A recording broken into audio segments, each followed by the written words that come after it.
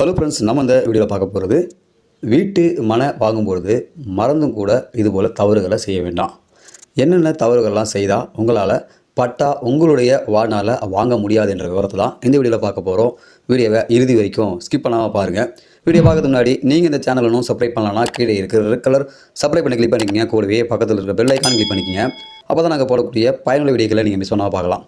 வாங்க வீடியோக்குள்ளே போகலாம். பொதுவாக ஒரு நிலத்தை வாங்கி நிலம் பதிவு செய்கிறதுக்கு முன்னாடி நம்ம தெரிந்து கொள்ள வேண்டிய முக்கியமான விஷயங்கள் நிலத்தின் வகைகள்.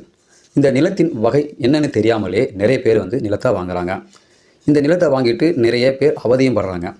இதில் என்னென்ன நிலங்கள்லாம் இருக்குன்னு கேட்டிங்கன்னா, நீர்நிலை ஆக்கிரமிப்பு நிலங்கள், அடுக்குமாடி குடியிருப்பு கட்டும்போது பார்க்கிங்காக ஒதுக்கப்பட்ட நிலம், வீட்டு மனைகள் அமைக்கும்போது அரசுக்கு வழங்கப்பட்ட விளையாட்டு மைதான நிலங்கள், ரேஷன் கடை, பூங்கா போன்றவை அமைக்க ஒதுக்கப்பட்ட நிலங்கள், கள்ளர் ஜாதி நிலங்கள், ஆதி திராவிடர்களுக்கு வழங்கப்பட்ட நிலங்கள், பஞ்சமி நிலங்கள் தயவு செய்து வாங்கிட வேண்டாம். நிலமற்ற ஏழை பட்டியல் பிரிவு மக்களின் பொருளாதார முன்னேற்றத்திற்காக 1892 ஆங்கிலேய அரசால் இலவசமாக வழங்கப்பட்ட நிலங்களை பஞ்சமி நிலம், அதாவது டிசி நிலம் என்று அழைக்கப்படுது. டிப்ளஸ்டு கிளாஸ் லேண்ட் என்று அழைக்கப்படுது. அடுத்ததாக ஏடி பட்டா, அதாவது ஆதி திராவிடர் பட்டா. இந்த நிலத்துக்கும் வழங்கப்பட்டிருக்கும் பட்டா. ஆங்கிலேயோர் இந்திய அரசின் வருவாய்த்துறை பதிவேடுகளில் உள்ள விளை நிலங்களில் பஞ்சமி நிலம் என்பதை தனியாகவும், மற்ற நில வகைகளை நத்தம், புறம்போக்கு, மானாவாரி, தரிசு, நீர்ப்பாசன சாகுபடி நிலம் என்று வகைப்படுத்தி வைக்கப்பட்டிருக்கும். தமிழ்நாட்டை பொறுத்தவரை பட்டியலினம் மற்றும் பழங்குடியினர் சமூக பொருளாதார நிலைமை மேம்படுத்த தமிழகத்தில் 12 லட்சம் ஏக்கர் நிலம் பகிர்ந்தளிக்கப்பட்டுள்ளது. ஆனால் கடந்த ஆண்டில் ஆர்டிஐ தகவலின்படி தற்போது பஞ்சமி நிலங்கள் மொத்தம் 1,26,133 ஏக்கர் மட்டுமே கண்டறியப்பட்டுள்ளன. 1,26,113 ஏக்கர் பஞ்சமி நிலத்தில் 11,556 ஏக்கர் பஞ்சமி நிலம் ஆக்கிரமிப்பில் இருக்கிறது. மாற்று சமூகத்தினரால் ஆக்கிரமிக்கப்பட்ட பஞ்சமி நிலத்தின் பரப்பளவு சுமார் 11,556 ஏக்கர் என்று கூறப்படுது. இதில் சுமார் 933 ஏக்கர் நிலங்கள் மட்டும் மீட்கப்பட்டுள்ளதாக சொல்லப்படுது. பஞ்சமி நிலங்களை பொறுத்தவரை பயிர் செய்தோ அல்லது வீடு கட்டி கொண்டோ பட்டியல் சமூக மக்கள் அனுபவிக்க முடியும்.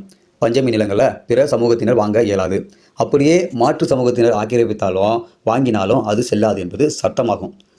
நீங்கள் நிலம் வாங்கும்போது நிலம் பஞ்சமி நிலம் என்பதை எப்படி அறிய முடியும் என்று கேட்டிங்கன்னா, எப்போதுமே இடம் வாங்க போகிறீர்கள் என்றால் முதலில் போக வேண்டிய இடம் கிராம நிர்வாக அலுவலகமாகும். அங்கு இந்த நிலம் சம்பந்தப்பட்ட மனை அல்லது இடம் பதிவேடுகளை புத்தகங்கள் பதிவேற்றி வைத்திருப்பார்கள். அங்கு போய் நிலங்கள் வாங்கும்போது நிலத்தின் சர்வே நம்பரை சொன்னால் போதும். அந்த நிலம் கண்டிஷன் நிலம், கிரைய தடை செய்யப்பட்ட நிலமா, டிசி நிலமா, கள்ளர் நிலமா, ஆதி திராவிடர் நிலமா, கோயில் நிலமா அல்லது எந்த மாதிரியான நிலம் என்பதை குறிப்புகள் கண்டிப்பாக இருக்கும். இப்படி குறிப்புகள் இருந்தால் எச்சரிக்கையாக செயல்பட முடியும்.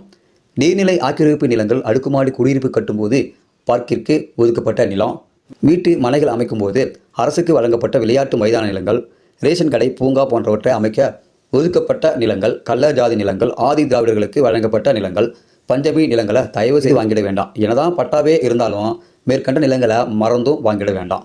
நிலம் தொடர்பாக முழு தகவல்களை அறிய மாவட்ட ஆட்சியர் அலுவலகம் சென்று RSSR, அதாவது ரீசெட்டில்மெண்ட் லேண்ட் ரெக்கார்ட், RSLR என்று ஆவணத்தை பெற்று பாருங்கள்.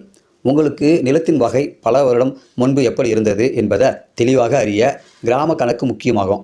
இதில் தான் நிலத்தின் வகையை தெளிவாக அறிய முடியும். நகர்ப்பகுதிகளில் மற்றும் புறநகர் பகுதிகளில் வாங்கிய அல்லது வாங்க விரும்பும் குறிப்பிட்ட மனை அல்லது நிலம் குறித்த சந்தேகம் எழும் நிலத்தில் பட்டா, சிட்டா, அடங்கல், பதிவேடு மற்றும் RSLR ஆகிய ஆவணங்களை கண்டிப்பாக பாருங்கள். இப்படி வில்லங்கமான நிலங்களை வாங்கியவர்கள் எப்படியாவது விற்க வேண்டும் என்று இப்போதும் பார்க்கிறார்கள். ஆனால் இப்படிப்பட்ட நிலங்களை வாங்கி சிக்கிக்கொள்கிறார்கள் என்பது குறிப்பிடத்தக்கது.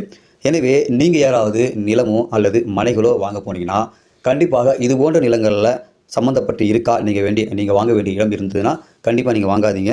இதுபோல் வகைகள் உள்ள நிலங்களை கண்டிப்பாக நீங்கள் தவிர்க்கணும். இதுபோல் நிலங்களை வாங்கி பின்வரும் காலங்களில் நீங்கள் ரொம்பவும் அவஸ்தைப்பட வேண்டியதாக இருக்கும். வாழ்நாளில் உங்களால் பட்டா வாங்க முடியாது.